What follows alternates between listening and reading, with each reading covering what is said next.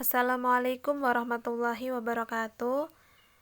Kami dari kelompok 5 akan memaparkan materi mengenai apresiasi cerpen kontemporer dengan pendekatan ekspresif. Sebelumnya, perkenalkan anggota kelompok 5 yaitu Dita Karisma Variani, Rizky Ameriko Satriawan, dan Lailatul Tiara Winarsih. Pendekatan mimetik.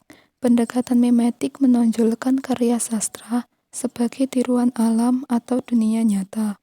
Pendekatan mimetik, sebuah karya sastra, merupakan cerminan masyarakat.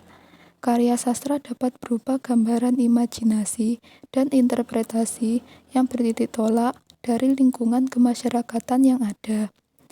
Pendekatan mimetik, pendekatan yang berupaya memahami hubungan karya sastra dengan realitas atau kenyataan sosial, budaya, dan politik. Mimetik berasal dari kata mimemis dalam bahasa Yunani yang berarti tiruan. Pendekatan mimetik adalah pendekatan kajian sastra yang menitik beratkan kajiannya terhadap hubungan karya sastra dengan kenyataan di luar karya sastra. Maksudnya, dengan lingkungan sosial budaya yang melatar belakangi lahirnya karya sastra itu, kenyataan manusia dalam kehidupan sehari-hari adalah kenyataan yang telah ditafsirkan sebelumnya dan yang dialaminya secara subjektif sebagai dunia yang bermakna koheren. Pendekatan mimetik dipandang sebagai pendekatan historis sosiologis. Kelemahan yang dapat ditemui berdasarkan jenis pendekatan ini adalah seringnya dilakukan pembandingan langsung antara realitas faktual, sehingga hakikat karya sastra yang fiktif imajiner sering dilupakan. Dalam kajian mimetik ini, cerita akan dikaitkan dengan kondisi masyarakat atau keadaan alam sekitar pada saat karya sastra diciptakan, yaitu keadaan masyarakat, baik itu ekonomi, sosial, budaya, dan politik. Cara menganalisis cerpen menggunakan pendekatan mimetik. Dalam mengimplementasikan pendekatan mimetik, seorang penelaah harus pertama, memahami suatu karya atas dasar teks tertulis. Kedua, memandang teks tertulis sebagai pengungkapan pengalaman, perasaan, imajinasi, persepsi, sikap, dan sebagainya. Dan yang ketiga, ia menghubungkannya dengan realitas yang terjadi di masyarakatnya. Dilihat dari sudut pandang penciptaan atau kepengarangan, dapat dikatakan bahwa karya sastra tidak dapat dilepaskan dari pengarangnya.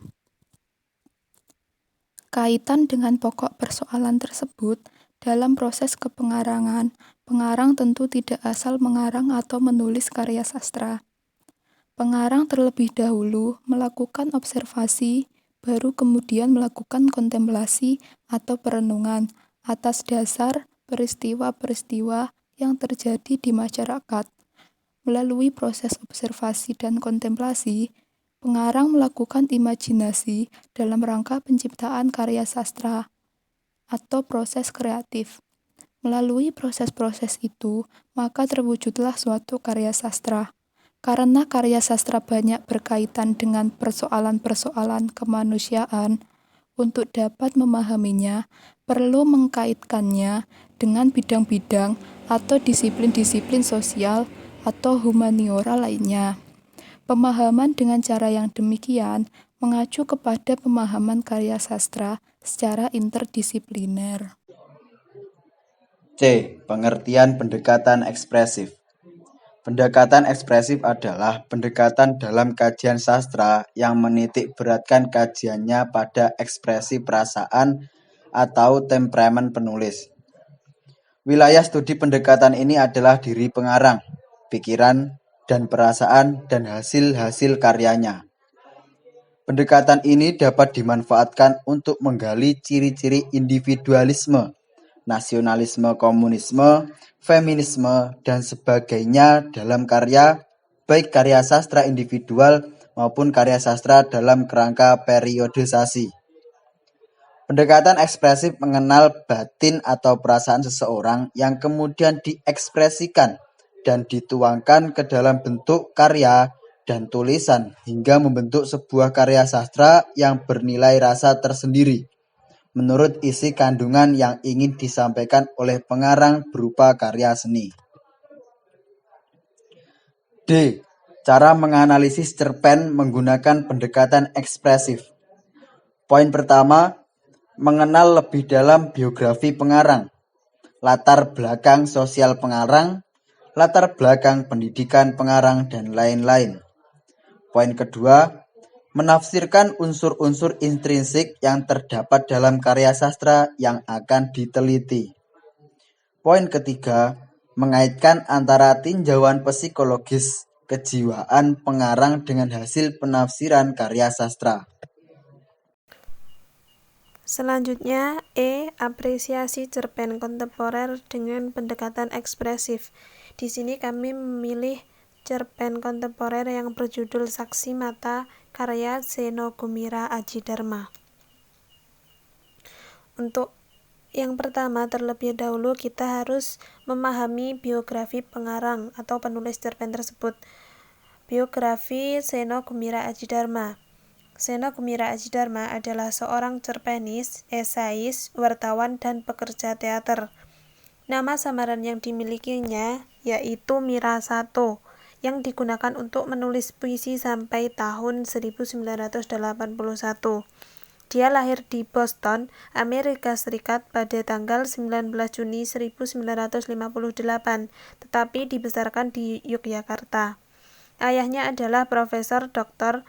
MSA Sastromijojo, guru besar Fakultas MIPA Universitas Gadjah Mada. Ibunya, Pustika Kusuma Sujana, adalah seorang dokter spesialis penyakit dalam. Seno menikah dengan Ike Susilowati pada tahun 1981 dan dikaruniai seorang anak bernama Timur Angin. Seno Gumira Adjidharma juga pernah bekerja sebagai wartawan. Karirnya di dunia kewartawanan dimulai pada tahun 1977 sebagai pembantu lepas Harian Merdeka.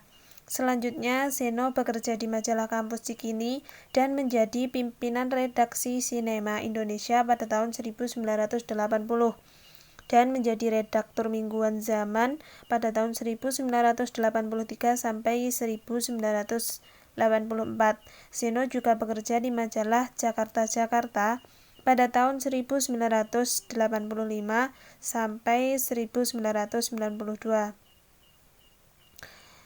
Kemudian untuk kumpulan cerpen Seno yaitu Manusia Kamar yang diterbitkan pada tahun 1988, kemudian dicetak ulang dengan judul yang berbeda, yaitu Matinya Seorang Penari Telanjang pada tahun 2000, kemudian Penembak Misterius, Saksi Mata, Dilarang Menyanyi di Kamar Mandi, Sebuah Pertanyaan untuk Cinta, dan masih banyak lagi.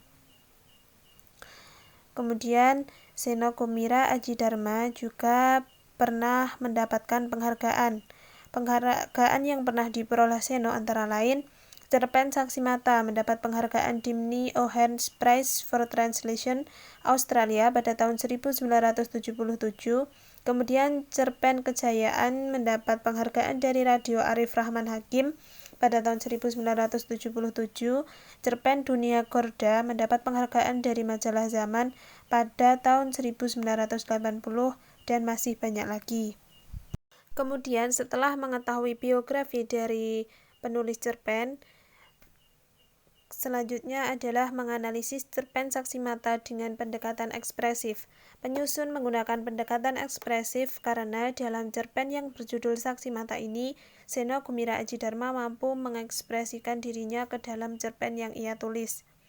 Seperti pada kutipan yang berbunyi, saksi mata itu datang tanpa mata. Ia berjalan tertatih-tatih di tengah ruang pengadilan dengan tangan meraba-raba udara. Dari lubang pada bekas tempat kedua mata mengucur darah yang begitu merah, bagaikan tiada warna merah yang lebih merah dari merahnya darah yang mengucur perlahan-lahan dan terus-menerus dari lubang mata itu. Pada kutipan ini, penulis mampu menggunakan bahasa-bahasa kiasan yang merupakan bagian dari dunia sastra, di mana beliau pernah menunjukkan kegemarannya pada dunia sastra sejak beliau masih remaja. Kemudian pada kutipan yang berbunyi, darah membasahi pipinya, membasahi bajunya, membasahi celananya, membasuhi sepatunya, dan mengalir perlahan-lahan di lantai ruang pengadilan, yang sebetulnya sudah dipel bersih-bersih dengan karbol yang baunya bahkan masih tercium oleh para pengunjung, yang kini menjadi gempar dan berteriak-teriak dengan emosi meluap-luap, sementara para wartawan yang selalu menanggapi peristiwa menggemparkan dengan penuh gairah, segera memotret saksi mata itu dari segala sudut sampai menungging-nungging sehingga lampu kilat yang berkeredap membuat suasana makin panas. Kemudian pada kutipan lagi, dengan sisa semangat sekali lagi ia ketukkan palu, namun palu itu patah. Orang-orang tertawa. Para wartawan yang terpaksa menulis berita kecil karena tidak kuasa menulis berita besar, cepat-cepat memotretnya. Klik, klik, klik, klik. Bapak Hakim yang mulia diabadikan sedang memegang palu yang patah. Dari kedua kutipan tersebut, penulis mampu mengekspresikan diri sebagaimana profesi seorang wartawan. Hal tersebut pula didasari bahwa penulis juga seorang wartawan yang bekerja sebagai wartawan lepas pada sebuah surat kabar pada tahun 1977. Juga pada kutipan kedua, penulis menggambarkan kegiatan yang masih digeluti oleh beliau hingga saat ini, yaitu memotret. Nah, demikian cuplikan dari kutipan cerpen yang berkaitan dengan kehidupan si penulis. Seno Gumira Adjidharma menyampaikan ceritanya dengan matang, meskipun cara penyampaiannya agak sulit dipahami oleh pembaca awam. Akan tetapi, pembaca bisa memahami maksud dari cerpen tersebut apabila sudah membacanya berulang kali. Selain itu, temanya juga mengangkat kehidupan sehari-hari yang sesuai dengan kondisi negara kita saat ini. Meskipun ia tidak menyinggung secara langsung objek yang ditujunya, akan tetapi disitulah letak kelebihan dari cerpen ini. Nah, demikian dari kelompok 5. Apabila ada kurang lebihnya, mohon maaf. Wallahul muwaffiq ila aqwamit thoriq. Wassalamualaikum warahmatullahi wabarakatuh.